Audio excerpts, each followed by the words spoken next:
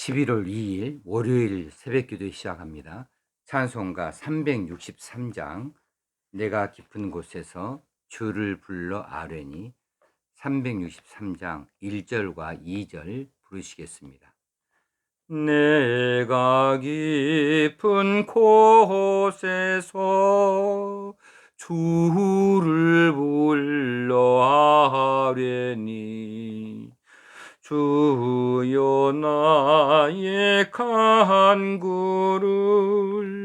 들어 주심바라고 보좌 앞에 나가니 은혜 내려 주소서. 주가 죄를 살피면 누가 능히 서리요. 오직 주만 모든 죄 용서하여 주시니 주님 앞에 떨면서 용서하심 빕니다. 하나님 아버지, 11월 2일 이 새벽에 저희들로 하나님 앞에 있게 하시니 감사합니다. 이 한 달 동안에도 하나님의 은혜가 우리를 이끌어 주시옵시기 원합니다. 하나님의 은혜가 우리의 삶의 현장에 가득 차게 되어지기 원합니다. 우리를 하나님께서 도우시사 하나님의 영광을 드러내는 삶으로 한달음 날 달려나갈 수 있게 하여 주시옵시고, 하나님의 살아계심과 우리의 믿음이 더 분명하게 드러날 수 있게 되어지기를 소원합니다. 오늘 또 말씀으로 우리에게 가르쳐 주시옵소서. 우리의 간절한 기도들을 들어 응답하여 주시옵소서. 특별히 우리의 모든 죄를 용서하여 주시옵시기 원합니다. 우리가 바로 서기 원합니다. 우리 자신들을 잘 살필 수 있게 되어지기 원합니다. 그리하여 하나님의 뜻에 합당한 자로 바로 서게 하시고 하나님 기뻐하신 자의 삶을 바로 살 수 있게 되어지기를 원합니다. 성령님이 우리를 주장하여 주시옵소서. 우리 주님 예수님 이름으로 기도드리옵나이다. 아멘. 하나님 말씀 사무엘상 31장 1절에서 마지막 절까지 봉독하겠습니다. 사무엘상 31장 맨 마지막 장입니다.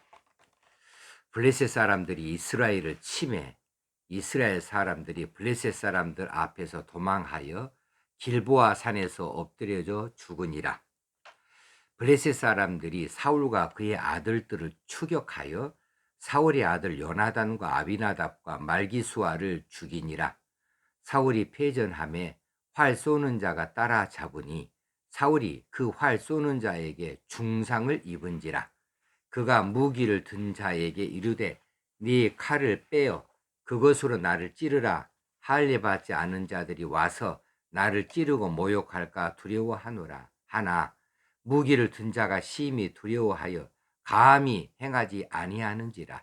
이에 사울이 자기의 칼을 뽑아서 그 위에 엎드려지매 무기를 든 자가 사울이 죽음을 보고 자기도 자기 칼 위에 엎드러져 그와 함께 죽으니라. 사울과 그의 세 아들과 무기를 든 자와 그의 모든 사람이 다 그날에 함께 죽었더라. 골짜기 저쪽에 있는 이스라엘 사람과 요단 건너 쪽에 있는 자들이 이스라엘 사람들이 도망한 것과 사울과 그의 아들들이 죽었음을 보고 성읍들을 버리고 도망하며 블레셋 사람들이 이르러 거기에서 사니라. 그 이튿날 블레셋 사람들이 죽은 자를 벗기러 왔다가 사울과 그의 세 아들이 길보아 산에서 죽은 것을 보고 사울의 머리를 베고 그의 갑옷을 벗기고 자기들의 신당과 백성에게 알리기 위하여 그것을 블레셋 사람들의 땅 사방에 보내고 그의 갑옷은 아수다롯의 집에 두고 그의 시체는 벳산 성벽에 못 박음에 길르앗 야베스 주민들이 블레셋 사람들이 사울에게 행한 이 일을 듣고 모든 장사들이 일어나 밤새도록 달려가서 사울의 시체와 그의 아들들의 시체를 벳산 성벽에서 내려가지고 야베스에 돌아가서 거기서 불사르고 그의 뼈를 가져다가 야베스 에셀나무 아래에 장사하고 7일 동안 금식하였더라. 아멘. 이제 사무엘상 마지막 장에 이르게 되어졌습니다. 오늘 마지막 장의 내용은 매우 슬픈 내용입니다. 이제 사울 가문의 비극적 종말을 우리가 보게 되어집니다.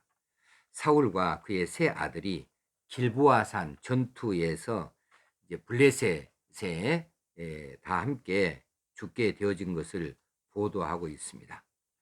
이렇게 이들이 사울이 죽고 그의 자녀들, 자식들도 함께 다 죽었다고 하는 것은 사울의 죄에 대한 하나님의 심판인 것이 분명합니다. 여기서 함께 살펴볼 내용이 사울이 죄를 지어서 하나님의 심판을 받아 이처럼 비참한 죽음을 갖게 되어졌다라고 하는 것이라고 한다면 죄를 짓는 것으로는 우리의 주인공 다윗도 못지 아니하죠. 다윗도 하나님 앞에 죄를 범한 것은 마찬가지였는데 왜 다윗은 위기에서 구원을 받았고 사울은 그 위기를 벗어나지 못하였는가라고 하는 겁니다. 30장 앞장에서 우리가 살펴본 대로 다윗도 사울과 비슷한 위기 가운데 있었던 것을 보게 되었죠. 사울이 블레셋의 침입이라고 하는 위기를 만났다고 한다면 다윗도 아말렉의 기습을 맞아서 두 사람 다 똑같이 상황은 조금 다르긴 하지만 똑같이 위기 가운데 있었던 것은 사실이에요. 그런데 결과는 완전히 한이하게 다릅니다. 왜 이처럼 다르게 되어졌을까요?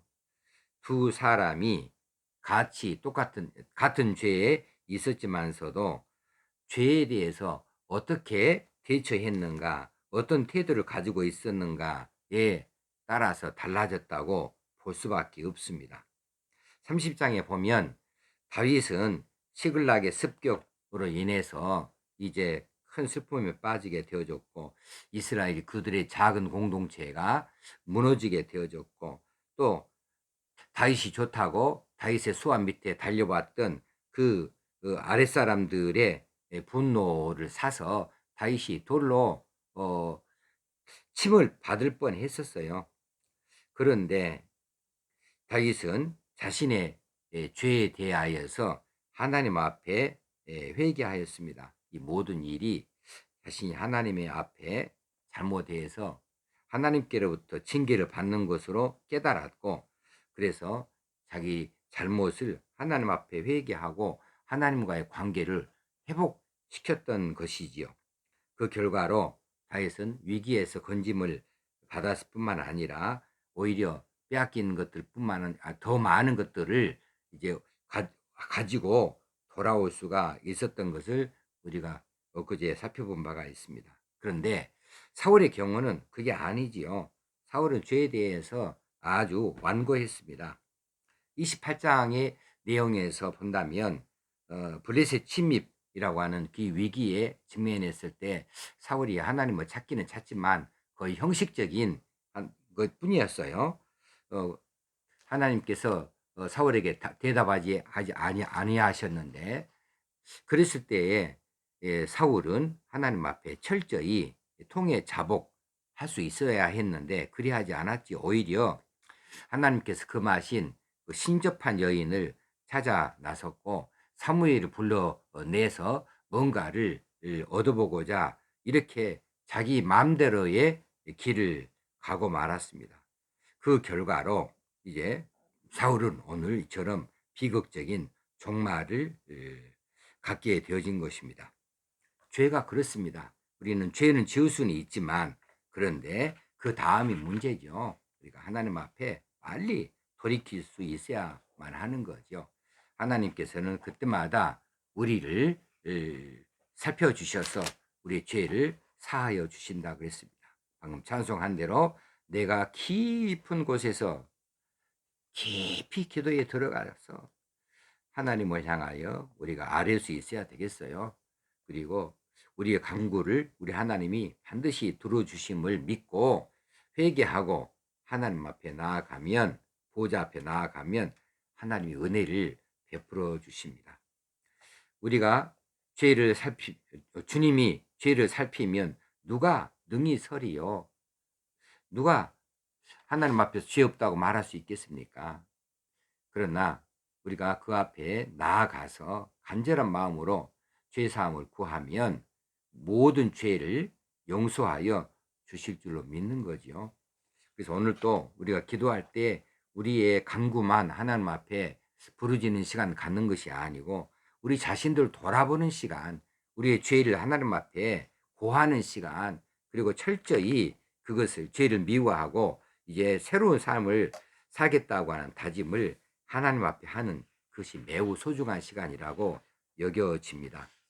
그리고 이제 그 다음의 기사는 예, 7절 이하에서 보면 사울의 시신을 이 블레셋 사람들이 어떻게 모욕적으로 다루는가, 그리고 길르앗 야베스 사람들이 올라와서 사울의 그 시체를 가져다가 어떻게 장사 지냈는가의 내용을 우리에게 보여주고 있습니다. 자, 여기에 보게 되어지면 이제 이 길르앗 이 야베스 사람들이 이 사울이 죽었고 사울의 그 머리가 잘라져서 블레셋 신당 백성들에게 알려지기 위해서 이제 그곳에 두게 되고 그 시체가 블레셋 벳산 성벽에 못 박혀 있었다고 하는 이런 비극적인 소식을 듣고 분개하여서 일어났습니다. 그래서 밤새도록 달려가서 사울의 시체와 그의 아들들의 시체를 벳산 성벽에서 내려갔다 했는데 이건 보통으로 결심하고는 하기 어려운 일이에요. 왜냐하면 이 시체들이 걸린 자리가 블레셋의 중앙 심장부 깊은 곳에 있었기 때문에 그들이 목숨을 걸고 가지 아니하면 가서 이 시체를 거두어 올 수 없는 그런 자리였거든요. 그들은 왜 이처럼 목숨 걸고 사울의 시체를 그렇게 가져오기를 원했을까? 그들은 이 사울에게서 큰 은혜를 입었다고 그들이 생각을 했고 그 은혜를 잊지 아니하고 이제 사울을 향하여서 정성을 보이고 있는 모습이라 보여집니다. 사울이 이 왕으로 세워진 지 얼마 되지 않아서 길르앗 야베스의 암몬 족속들이 쳐들어왔어요. 그래가지고 이 길르앗 야베스 지역이 아주 힘든 지경에 빠지게 되어졌는데 어떤 형편이었냐 하면 암몬의 왕 나하스라고 하는 사람이 이 길르앗 사람들하고 화평 조약을 맺고자 할 때에 너희들이 자 좋다 항복해라 그러면 목숨을 살려주마. 그러나 너희들이 오른쪽 눈을 전부 다 빼야 되겠다. 오른쪽 눈을 다 빼버린다면 죽이지 아니하고 화평조약을 맺겠다. 이렇게 아주 참으로 견디기 어려운 모욕적인 요구를 제시해 왔어요. 그래 길앗 야베스 거민들이 3일 동안의 말미를 얻습니다. 3일 후에 그렇게 해도 좋다. 3일 동안 우리로 시간을 달라. 그렇게 말하고 급히 온 이스라엘 전역에 전령들을 보냈습니다. 그리고 이제 그들이 기다리죠. 도움을 기다리고 있을 때에 나타난 것이 사울이에요. 사울이 이스라엘 백성들을 모아가지고 그 사흘이 다 닥치기 전에 길르앗 야베스 성으로 달려가서 성을 포위하고 있는 암몬군을 철저하게 무찔러 버렸습니다. 그래 그들을 이 길르앗 야베스 그 무리들을 거민들을 살려냈지요. 살려내서 그 사실이 40년이 지난 오늘입니다. 그런데 40년 지난 오늘까지 이 야베스 거민들은 사울에게 입은 그 은혜를 잊지 아니하고 있었던 거지요. 그래서 밤새도록 달려와서 사울의 시체와 그 아들의 시체들을 거두었다는 것이죠. 사울과 이제 사울의 세 아들이 다 죽어서 이스라엘에 어떤 왕이 될 만한 사람을 찾아보기 어렵게 됐어요. 다윗만이 이제 홀로 남아있게 되어졌습니다. 그런데 이제 상식적으로 생각했을 때에 이 다윗이 이 사울의 시체를 가져다가 장사 지내주는 것이 많은 사람들에게 좋은 감정을 가질 수 있겠지만서도 이 다윗이 그렇게 하는 것이 아니라 길앗 야베스 거민들이 그 어려운 일을 해낸 것을 보도하고 있습니다. 자, 이런 아름다운 그런 그 은혜에 대한 보답, 은혜를 그렇게 아름답게 여기고 은혜를 그렇게 갚았다라고 하는 이야기는 언제 들어도 우리가 참 흐뭇한 이야기들입니다.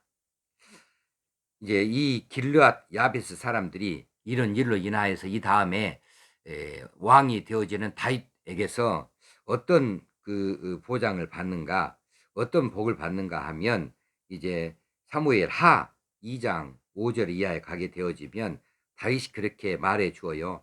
다윗이 길르앗 야베스 사람들에게 사자를 보냅니다.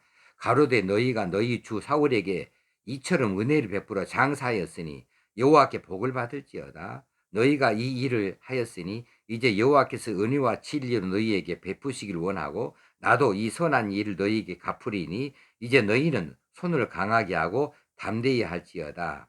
이렇게 다윗이 야베스 거민들을 칭찬하고 하나님께 복을 빌어주고 있습니다. 그렇습니다. 은혜 받은 사람은 그 은혜에 대하여서 어떻게 갚을고 이 보은에 대하여서 깊이 생각을 하고 그렇게 최선을 다하는 일, 그것이 소중한 일이고 그 보은의 행위는 또 그것대로 보답을 받게 되어지는 것을 우리가 기억할 수 있어야겠습니다. 지금 이 시대는 아주 이런 은혜에 대하여서 아주 냉정한 시대가 되어버리고 말았어요. 많은 사람들이 이제 그 은혜를 받고 도움을 받아도 그 순간 지나고 나면 다 기억에서 지워버려요. 그리고 어떤 그 은혜도 갚으려고 하지 아니하는 이런 그 메마른 세대가 되어버리고 말았습니다. 오늘 이 시간에 나에게 은혜를 베풀어 준 사람은 누구인가 한 번쯤 생각해 봐도 좋지 않겠는가 싶습니다. 다윗은 자기 자신이 불우할 때에 이 요나단의 도움을 많이 받았지요. 그 요나단의 은혜를 평생 잊지 않고 살았습니다. 그것을 기억했습니다. 그리고 약속한 대로 요나단의 가문에 은혜를 베푸는 것을 잊지 않았습니다. 그래서 왕이 된 다음에 요나단의 아들 무비보셋을 기어이 찾아내 가지고 마치 자신의 아들처럼 그렇게 대접함으로 요나단의 은혜를 평생토록 갚은 사실이 있습니다. 은혜를 감사하면서 보답하기 위해서 애쓰는 것, 그것은 이제 우리 그리스도인들의 본분이 아니겠는가 싶습니다.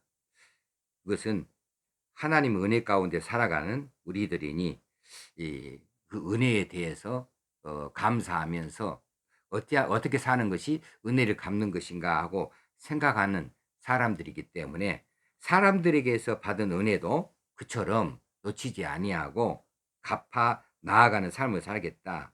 이렇게 그런 삶을 살 수 있겠다는 것이죠. 오늘 우리 인생에 여러 갈래가 있는 것을 봤습니다. 사무엘상 전체를 다 통해서 우리에게 보여주는 교훈이 무엇일까? 딱 두 가지죠. 사울과 다윗입니다. 사울은 인본주의 인생을 살았고 다윗은 신본주의 인생을 살았습니다.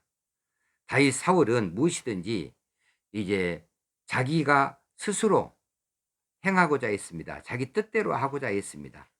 그러나 다윗은 언제든지 하나님 중심으로 하나님 뜻대로 살고자 애썼던 사람입니다.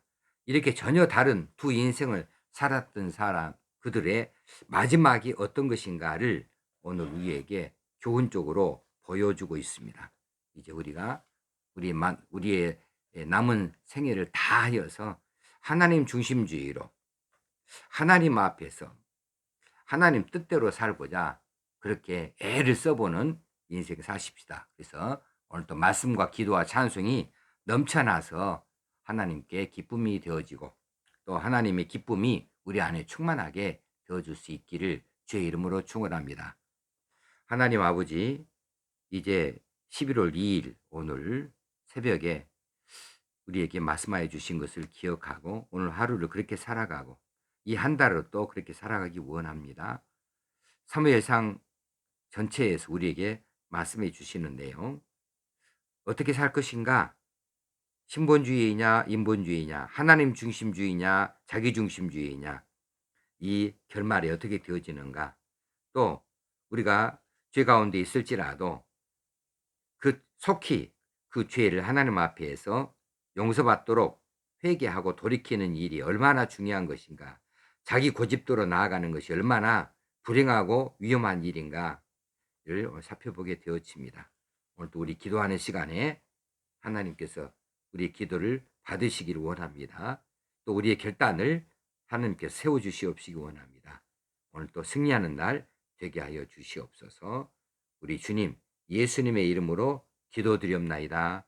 아멘. 하늘에 계신 우리 아버지여, 이름이 거룩히 여김을 받으시오며 나라 임하옵시며 뜻이 하늘에서 이룬 것 같이 땅에서도 이루어지이다. 오늘날 우리에게 일용할 양식을 주옵시고 우리가 우리에게 죄 지은 자를 사하여 준 것 같이 우리 죄를 사하여 주옵시고 우리를 시험에 들게 하지 마옵시고 다만 악에서 구하옵소서. 되게 나라와 권세와 영광이 아버지께 영원히 있사옵나이다. 아멘.